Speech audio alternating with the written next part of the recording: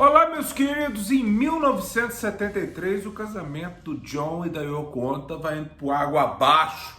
E aí a Yoko, vendo isso, ela achou melhor se separar do maridão, mandar ele para outros cantos. Só que com uma espiã junto com ele, uma espiã que quase lhe roubou o marido. Hoje eu vou contar para vocês a história da May Pang, do relacionamento dela com o John, mas não apenas isso. Tudo o que ela participou e que momento absurdamente criativo foi ali de outubro de 1973 até o iniciozinho de 1975. Vou contar tudo para vocês hoje. Meu nome é João Moura, essa é a Beatles School, vamos lá.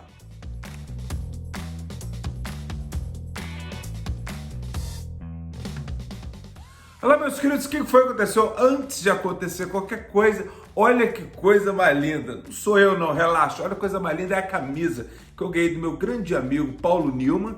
Ele vende essas camisas pelo Instagram, @NewmanGraphics, tá lá no Instagram, e junto com essa camisa ele me presenteou com essas canecas, é um jogo de canecas lindo dos Beatles no Shea Stadium.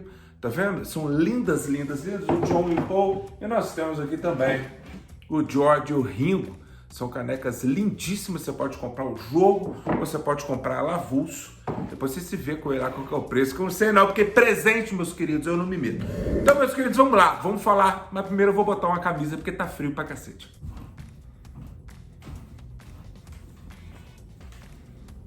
Então, meus queridos, o que foi que aconteceu?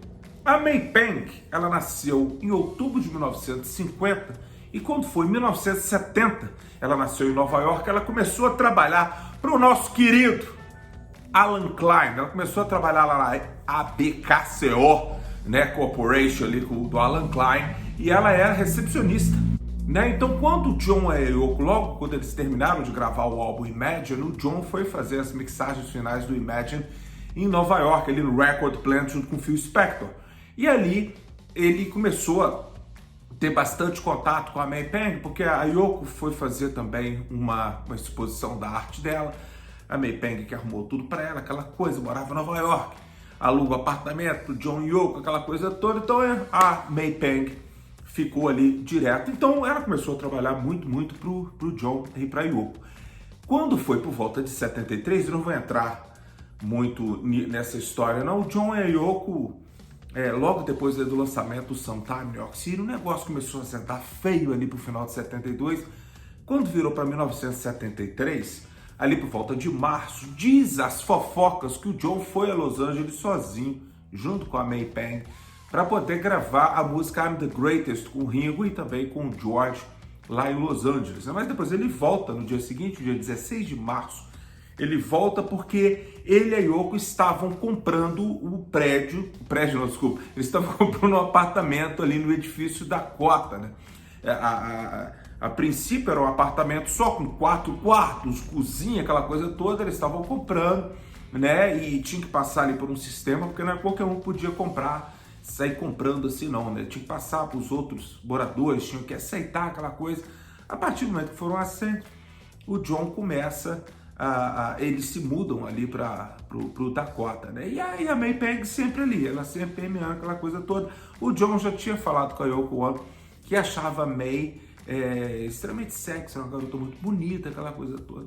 Enfim, quando foi ali no meio do ano, no verão ali de 1973, a Yoko Ono começou a gravar um álbum chamado Feeling the Space, né? E foi a May Pang que juntou ali alguns músicos para poder a Yoko fazer, porque ela não queria mais a Elephant's Memory que havia do Infinite Universe, que foi gravado antes, em 72, né? Então, quando o John viu esses músicos, o John se viu ali, porque tinha... Nem tudo que os Beatles fizeram, os ex-Beatles fizeram, eles fizeram por prazer. O John falou, o Mind Games é um álbum que eu chamo de álbum de trabalho, eu tinha que cumprir o meu contrato, então eu tinha que fazer um álbum. Então o John começou a compor, e ele não compunha desde quase um ano, mais ou menos, desde que ele fez as músicas ali pro Sometime New York City, né? E a crítica desceu o pau nele no Sometime New York City, o homem estava mordido. Com isso, vários problemas ali, com aquela coisa da imigração querendo mandar o John Lennon embora, aquela coisa toda, mas aí o John comprou um apartamento lá, ele entrou na justiça como se ele fosse, né, um artista que fosse crucial ali para a cultura americana, um montão de gente assinou, Bob Dylan, um montão de outros americanos assinaram para que o John permanecesse em Nova York, mas o negócio estava meio que desandando, mas com a eleição, a reeleição do Richard Nixon e também com a volta de muitos soldados na guerra do Vietnã, aquele negócio, aquela loucura toda ali de ir pra rua fazer protesto, aquilo ali deu uma amenizada legal. E o Alan Klein teve um probleminha com o John Lennon por causa de duas coisas. Uma, primeiro que o John sentia que o Alan Klein tinha ficado do lado do George naquele problema lá do Conselho de Bangladesh, que eu já contei várias vezes para vocês. E uma outra coisa também é que o John começou a achar que o Alan Klein na verdade, o Alan Klein virou pro John e falou com ele o seguinte: ó, próximo álbum que você lançar, lança sozinho, não lança no Kaioko, não. O público não é o mesmo, aquela coisa, você tem um público já cativo, o pessoal não gostou, tá vendo? Volta, vai gravar um disco que nem que você gravou o Plastic Ono Band ou Imagine, e aí o John faz o Mind Games, usando os mesmos músicos que a May Pang havia encontrado para poder gravar o álbum Feeling the Space da Yoko Ono. Então, quando foi chegando ali para o final de 73, ali por volta de outubro, né, com o álbum pronto para ser lançado ali, ele foi lançado no final de outubro na Inglaterra, mas ele seria lançado ali em novembro, por volta do dia 16 de novembro nos Estados Unidos, culminou também com o lançamento do álbum do Ringo, chamado Ringo. Foi lançado ali, eu acho, praticamente no mesmo dia, né, e o álbum do Ringo subiu, mas o álbum do John ficou ali em nono lugar, mas o Ringo chegou nos primeiros lugares nos dois países, né. Então, quando ele e a Yoko sentam, conversam, a Yoko virou pra ele e falou assim: ó, eu acho que a gente não tá mais apaixonado um pro outro, a gente pode ficar junto só porque a gente é casado. Então vamos, meu querido, vamos nos separar, vai viver sua vida, eu vou viver a minha. Muito esperta, a Yoko Ono ficou no Dakota, né? E ela virou pro John, e o John falou assim: pô, eu não posso ficar aí de piranhagem com outras mulheres aqui em Nova York. Aí a Yoko falou assim: ó, então vai pra outro lugar, porque você não vai pra bem longe, como Los Angeles, por exemplo. Porque o John não podia sair do país, se ele saísse, tinha uma grande chance dele não poder voltar. Então ele opa, ótimo, descacá. A Yoko falou que o rosto dele iluminou na hora e tal. E ele ia embora para Los Angeles. Mas aí a Yoko teve uma ideia. Ela sabia que o John não daria conta de lidar com a burocracia, aquelas coisas todas, comprar passagem, alugar apartamento, aquela coisa sozinho. E a Yoko decidiu matar dois coelhos com uma paulada só. Ela podia muito bem ter pedido o Mal Evans para poder tomar conta do John lá, mas ela decidiu o seguinte: vou mandar a May vai trabalhar, vai fazer tudo para ele, porque ele não vai conseguir ficar sozinho. E, como ele tem uma atração por ela, o John não vai ficar de piranhagem lá em Los Angeles. Ele vai ficar aí, eu vou poder controlar isso aí.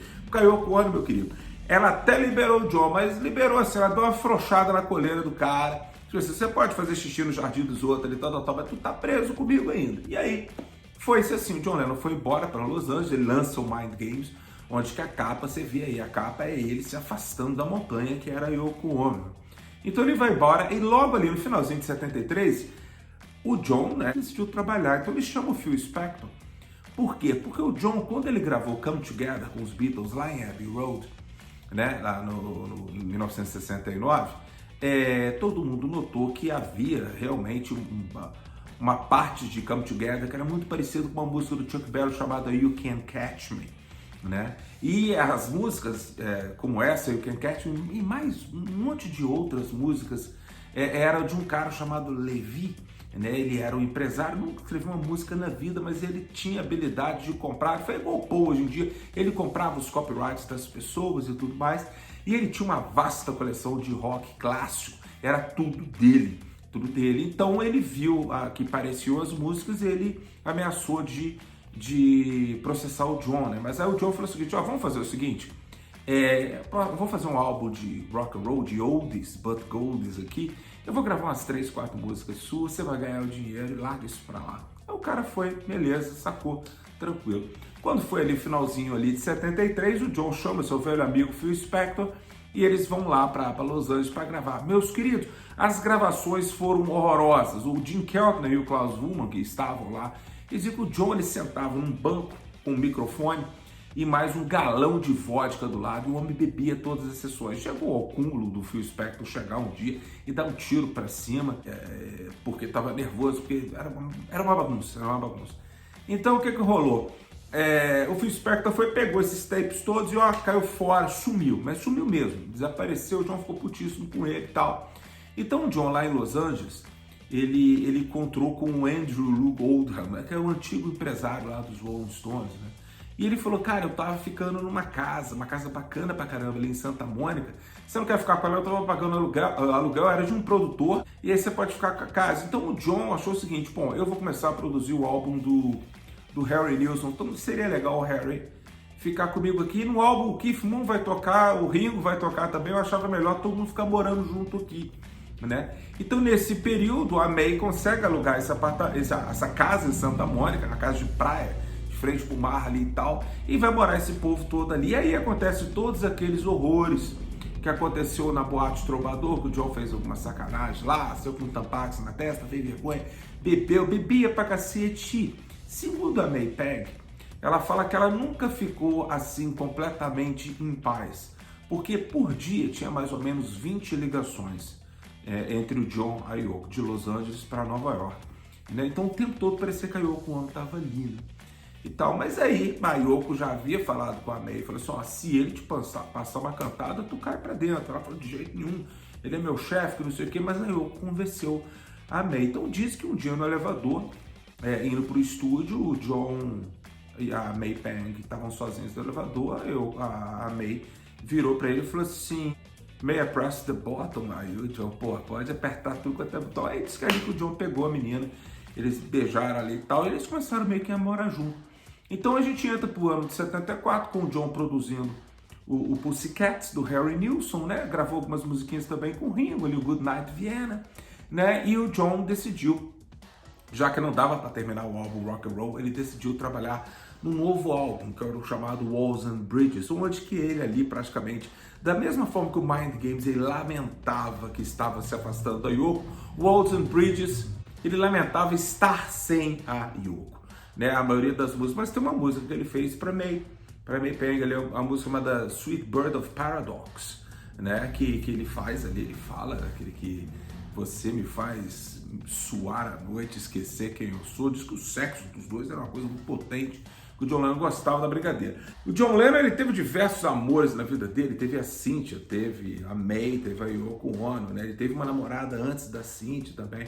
A gente brinca muito com o lance do Brian Epstein, né? Diz que o Brian Epstein, uma vez, ele escreveu um poeminha pro John Lennon, quando o John Lennon recusou as investidas que o Brian havia dado a ele em Barcelona, né? Diz que o poeminha era assim: You may escape my kisses, you may escape my arms, you may even escape my calls, but you may never escape me in my dreams, where I suck your balls.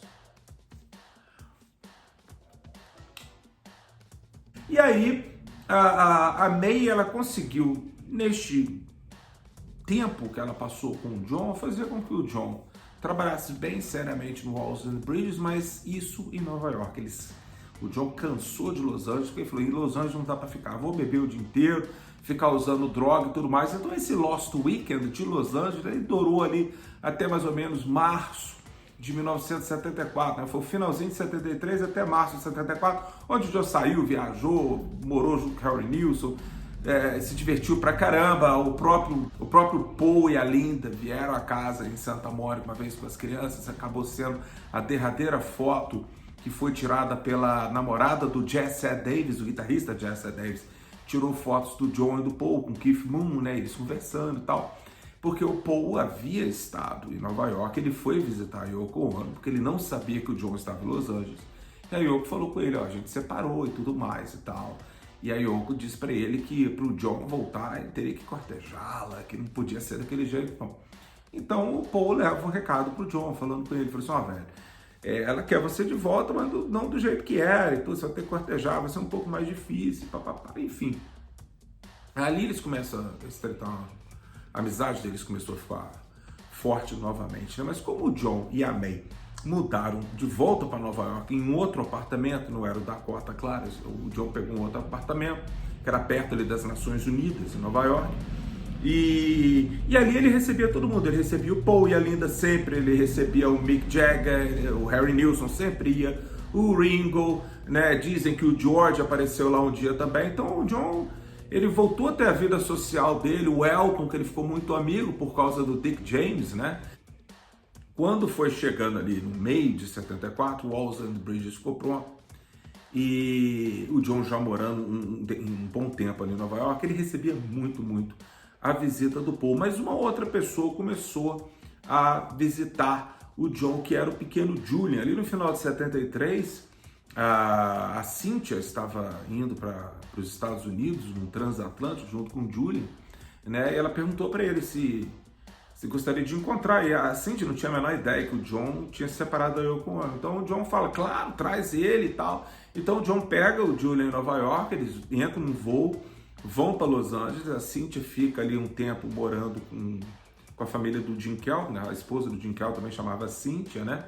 E o John e a May pegavam o Julian, e o Julian e o John se encontraram diversas vezes. Por isso o Julian tem esse carinho muito grande pelo pai dele.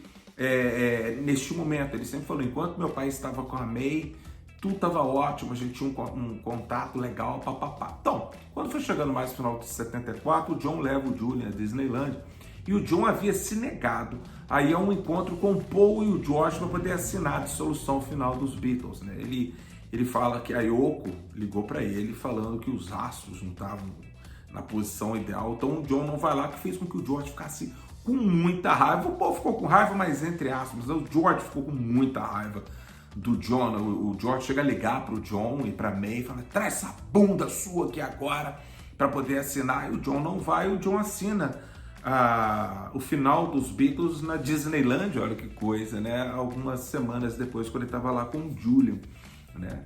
Então, meus queridos, quando a gente vira pro finalzinho de 74, uma outra coisa aconteceu, foi que com a ajuda do Elton John no seu álbum Walls and Bridges, principalmente na música Whatever Gets You Through the Night, houve aquela famosa aposta que o Elton falou, se essa música chegar em primeiro lugar, você vai subir no palco do Madison Square Garden comigo. Acabou que a música chegou em primeiro lugar, para surpresa do John e para o horror dele, então ele teve que ir ao Madison Square Garden junto com a May Pang para poder lá se apresentar. Foi a última apresentação do John em vida, né?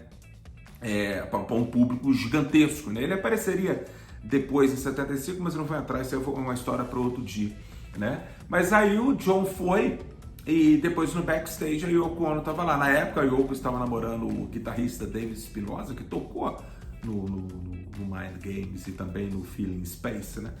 E aí e o John com a May, eles bateram um papo, tem foto, olha aí, tem a foto dos dois bateram papo, mas eles não voltaram rapidamente um para o outro como muita gente pensa. A gente vira para 1975.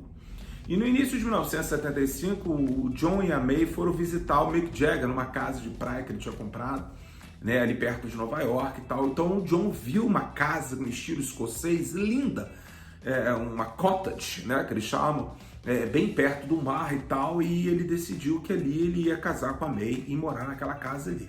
E neste mesmo momento, o John ele havia concordado com o Paul de ir nas sessões de gravação do álbum Venus and Mars em New Orleans, né? E aí o Paul ficou todo feliz que o John ia vir com ele, aquela coisa toda e tal, mas aí melou.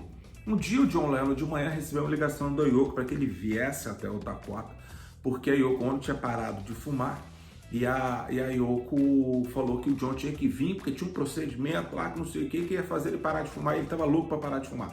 Então o John vai, se despede da May, falou assim, eu vou lá no Dakota conversar com a Yoko e daqui a pouco eu volto. O problema é que o John não voltava e a May começou a ligar. A Yoko falou assim, ele passou aqui por uma terapia e tal, então ele tá dormindo, né, e ele não vai voltar para o seu apartamento hoje não. E a May ficou apavorada com aquilo, né? E aí passou mais um dia, 2 dias, aí o John voltou até o apartamento, ele conversou com ela, falou assim, eu não vou comprar aquela casa pra gente, a gente não vai casar. E eu voltei com a Yoko, ela me aceitou de volta. Diz a Yoko que eles estavam deitados na cama e o John Lennon falou assim, eu acho que eu queimei todas as pontes da minha vida, né? E aí a Yoko falou que ficou muita pena dele, porque ela não queria ele de volta. Diz ela, tá, meus queridos? Diz ela, eu só tô contando pra vocês. Não queria ele de volta, e aí o John falou com ela, falou assim, Eu queria muito voltar para casa. Ela falou assim, então tá, John, chega, eu acho que já passou tempo demais, você pode voltar. Então aí o David Espinosa foi pro saco e a May Pang também.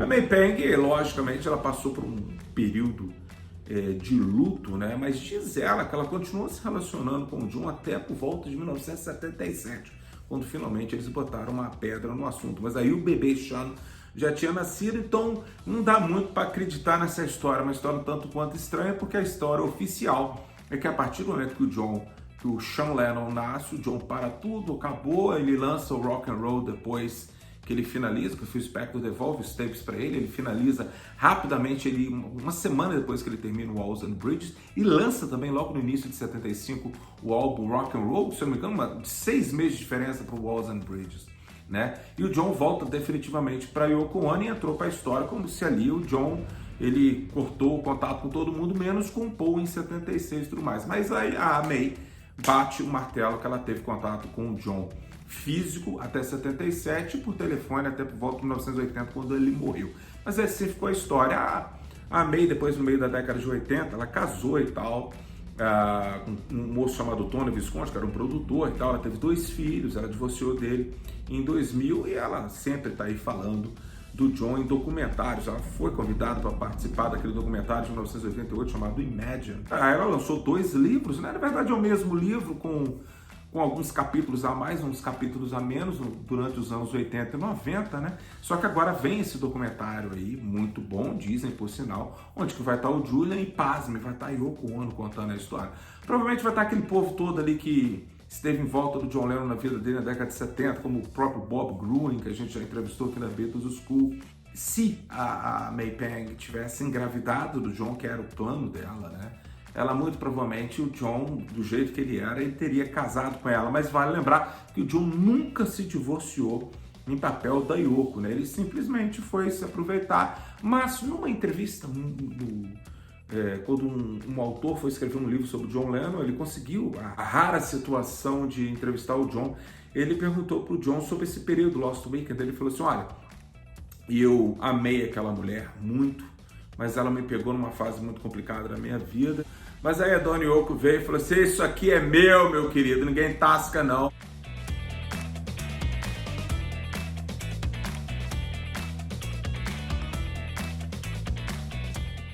Porque de boba, meus queridos, a dona Yoko não tem nada.